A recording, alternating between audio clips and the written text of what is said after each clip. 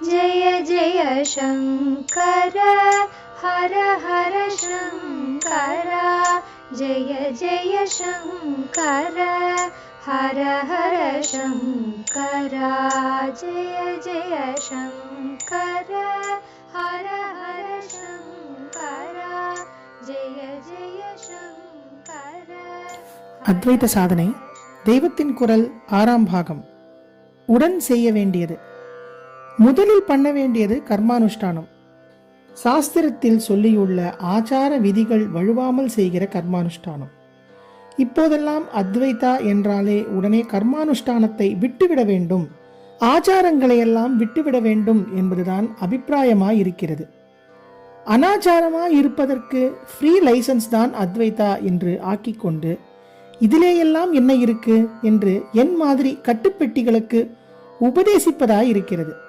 அத்வைத அனுபவம், ஜீவ பிரம்ம அபேத அனுபவம் லவலேசம் கூட வாய்க்க எந்த முயற்சியும் பண்ணாமலே ஆத்மாவுக்கு ஏது கர்மா, ஏது ஆச்சார கட்டுப்பாடு, வர்ணாசிரம வித்தியாசமெல்லாம் பார்த்தால் அத்வைதத்திற்கு அடியோடு விரோதம் இல்லையா என்று சவுடால் பண்ணுவது நிறைய வழக்கத்திற்கு வந்திருக்கிறது. அதாவது தாங்கள் சாஸ்திரத்தை எல்லாம் விட்டுவிட்டு இஷ்டப்படி இருப்பதற்காகவே அத்வைதாவை சந்திக்கு இழுப்பதாகத்தான் இருக்கிறது. இந்த பாபத்துக்கு நாமும் ஆளாவானேன் என்றுதான் நான் அத்வைத விஷயமாக உபன்யாசம் செய்வதில்லை என்று வாயை மூடிக்கொண்டிருந்தேன். இன்றைக்கு என்னமோ பேச வைத்து விட்டது. தப்பானால் இவ்வளவு பேசிவிட்டு கடைசியில் வருத்தமாக கில்ட்டியாக முடிக்க வேண்டாம். முடிவான லட்சியமான அத்வைதத்தை பற்றி எல்லாருக்குமே ஒரு அவுட்லைன் தெரியத்தான் வேண்டும் என்பதே ஆச்சாரியாலின் அபிப்பிராயம். ஆதலால் அவர் அனுகிரகத்தில்தான் ஏதோ எனக்கு தெரிந்து மட்டும் சொன்னதாக நினைத்து திருப்தி அடைய பார்க்கிறேன். இப்போது உடனே சீரியஸாக மேற்கொள்ள வேண்டிய சமாச்சாரம் என்று இதை, அதாவது அத்வைத சாதனையை யாரும் எடுத்துக்கொள்ள வேண்டாம். அடிமனசில் ஜீவனும் பிரம்மமும் ஒன்றுதான் என்பதை நன்றாக பிடித்து போட்டுக் கொள்ளுங்கள். அது தன்னால் வேலை செய்யும். நீங்கள் தெரிந்து செய்ய வேண்டியது சாஸ்திரோக்தமாக கர்மாக்களை அனுஷ்டிப்பதுதான்.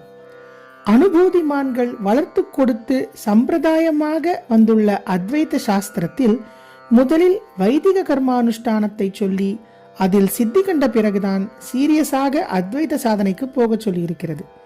எல்லாவற்றுக்கும் அடிப்படையாக நாம் நல்லவர்களாக இருப்பதற்கு முயற்சி ஆரம்பிக்க வேண்டும். நாம் ஏகம் சத்தாகிறது இருக்கட்டும், பெத்த பேரில் அந்த சத்தாகிரத்திற்கு சாதனை ஆரம்பிக்கிறோமாக்கும் என்று இதை விட்டுவிடக்கூடாது. சத் என்பதற்கு மெய்ப்பொருளான பிரம்மம் என்பதோடு நல்லது, நல்ல குணம் என்றும் அர்த்தம் உண்டு என்று கிருஷ்ண பரமாத்மாவே எடுத்து காட்டியிருக்கிறார். சத்பாவே சாதுபாவே ச சதித்யேத பிரயுஜ்யதே. குறிப்பு, கீதை 17வது அத்தியாயம் 26வது ஸ்லோகம். நல்லவராக இருப்பவரை சாது என்கிறோம் அல்லவா, அது சத் என்பதன் அடியாகத்தான் பிறந்திருக்கிறது. அவர் நல்ல சத்து, அவனா அசத்தாச்சே என்கிற போது நல்லதைத்தானே சத் என்கிறோம். ஆகவே முதலில் இந்த சத்தை பிடித்து கொண்டு அப்புறம் இதன் வழியாக அந்த சத்துக்கு போகலாம். சத்குணமும் பிரம்ம ஞானமும் சம்பந்தமில்லாதவை அல்ல. இது இருந்தால்தான் அது, அதற்கு இது சககாரி காரணம் என்றே ஆச்சாரியால் சொல்லியிருக்கிறார். குறிப்பு, கீதா பாஷ்யம் 13வது அத்தியாயம் 11வது ஸ்லோகம். அப்படி என்றால் துணை காரணம் சேர்ந்து ஒத்துழைத்து பலனை விளைவிக்கிற காரணம் என்று அர்த்தம். பலன் விளைவிக்கிறது என்றவுடன் மாம்பழம் விளைவிப்பது நினைவுக்கு வருகிறது. குறிப்பு, மரம் தரும் முடிவான பலம் ஆதலால் மாம்பழத்தில் ரொம்ப ருசி ஒட்டு மாம்பழம்தான். 2 தினசு பழவகைகள் சேர்த்து ஒத்துழைத்து ஒட்டி உழைத்து உண்டாவது அது. ஒட்டு மாம்பழத்திற்கு சககாரம் என்றே பேர். காஞ்சிபுரத்தில் ஒரு மாவான ஒட்டு மா அடியிலேதான் ஏகாம்பரேஸ்வரரோடு அம்பாள் அத்வைதமாக ஒட்டி கொண்டிருப்பது. குறிப்பு, மூக பஞ்சசதி ஆர்யா சதகம் ஸ்லோகம் 64 கருத்திற்கொண்டு கூறியதாக இருக்கலாம். அப்படி சத்குணமும் ஞானமும் ஒட்டி கொண்டுதான் மோட்ச பழம் பழுக்க வேண்டும். கீதையில் ஒரு இடத்தில் ஞானம் என்பது என்ன என்று சுவாமி சொல்கிற போது தற்பெருமை பாராட்டக்கூடாது, டம்பம் கூடாது, அஹிம்சா குணத்தோடும் பொறுமையோடும் நேர்மையோடும் இருக்க வேண்டும் என்றெல்லாம் ஆரம்பித்து, குறிப்பு 13வது அத்தியாயம் 7வது ஸ்லோகம். இன்னும் நிறைய லிஸ்ட் கொடுத்து கொண்டு போகிறார். அங்கேதான் ஆச்சாரிய பாஷ்யத்தில் இதெல்லாம் எப்படி ஞானம் என்று எதிராளி எழுப்புவதாக ஆக்ஷேபனையை போட்டுவிட்டு பதிலாக இதெல்லாம் ஞானத்திற்கு சககாரி காரணமானதால் இவற்றையே ஞானம் என்றது என்கிறார். அதோடு ஞானம் ஏற்பட இம்மாதிரியான நல்ல குணங்களே நிமித்தமாகும் என்றும் சொல்லியிருக்கிறார். தற்பெருமை பாராட்டப்படாது என்பது வினயத்தை தான், அடக்க குணத்தை தான்.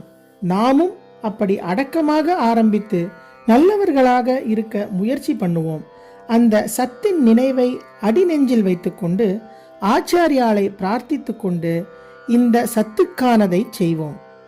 சத் என்ற வார்த்தையோடு தான் பூர்த்தி பண்ணுவது. குறிப்பு ஓம் தத் சத் என்பதை குறிக்கிறார்கள். அப்படி உங்களை எல்லாருக்காகவும் மனசுக்குள் சொல்லிக் கொள்கிறேன். ஜெய ஜெய சங்கர, ஹரஹர சங்கர, மகாபிரியவா சரணம். जय जय शङ्कर हर हर शङ्कर, जय जय शङ्कर हर हर शङ्कर, जय जय शङ्कर.